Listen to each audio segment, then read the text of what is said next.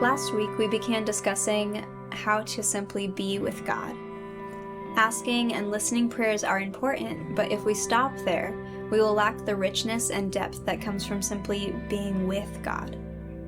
Today, we're going to dive a little deeper into our relationships with God by focusing on the next section of the Lord's Prayer that we've been walking through since the beginning of the semester. Let's read it together. Our Father, who is in heaven, hallowed be your name. Your kingdom come, your will be done, on earth as it is in heaven. Give us this day our daily bread, and forgive us our trespasses as we forgive those who trespass against us. Lead us not into temptation, but deliver us from evil. I think I was in college when I first heard the phrase, you become the 5 people you hang around most. The idea behind this is that humans pick up the characteristics of people they spend the most time with. I can easily identify the 5 people I spend the most time with, and with a little bit more thought, the ways that they form me. What would happen if I let God be one of these people that forms me? Today we're focusing on this final phrase of the Lord's Prayer, lead us not into temptation, but deliver us from evil. Pastor Allen's sermon series on idols set us up to understand the ways that temptation creeps into our lives. Maybe you trust in success or your job.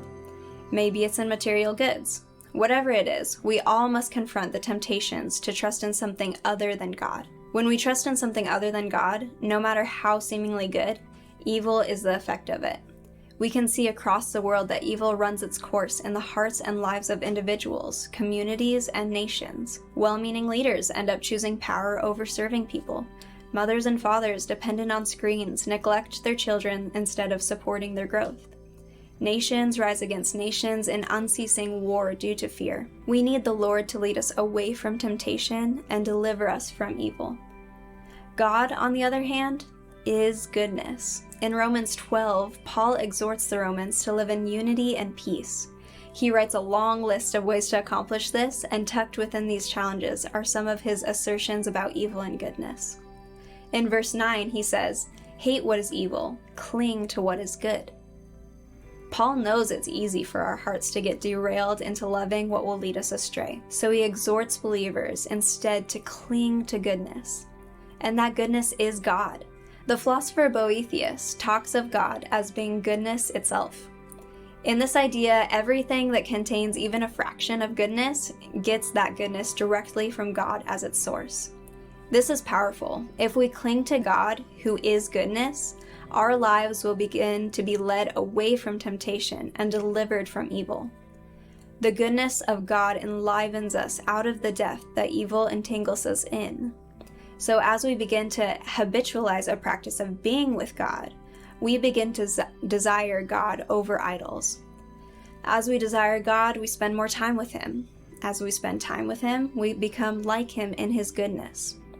Just like when we spend time with our 5 friends and become like them, as we spend time with God, we will become like God. He rubs off on us. Our desires, our actions, our family lives, and our communities all bend towards goodness and away from evil when we simply take time to sit with God. So evil is pervasive. It's seated deeply within you and me. The only way to overcome it is through God's saving work inside you and me.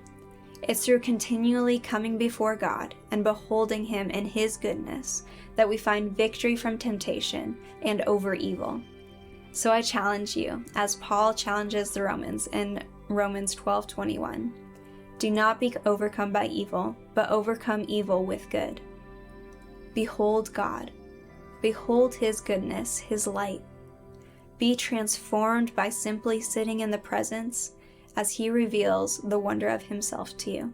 Watch as you are led away from temptations and evil and towards the true life that is meant for humanity. We're going to do a practice called Beholding God. Quiet yourself. Breathe in the Spirit. Breathe out the noise. Take 3 to 5 deep breaths.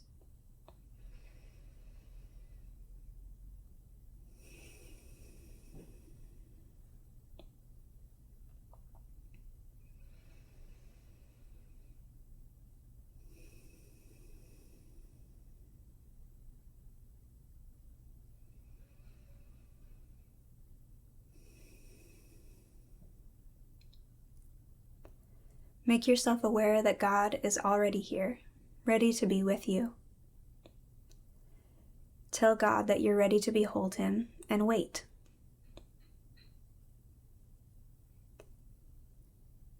Imagine the light of the sun reaching you on a brisk spring day, the warmth saturating your skin, little by little, after many months of winter. As you behold God, imagine His goodness saturating you and leading you away from death and towards life. Sit with Him here.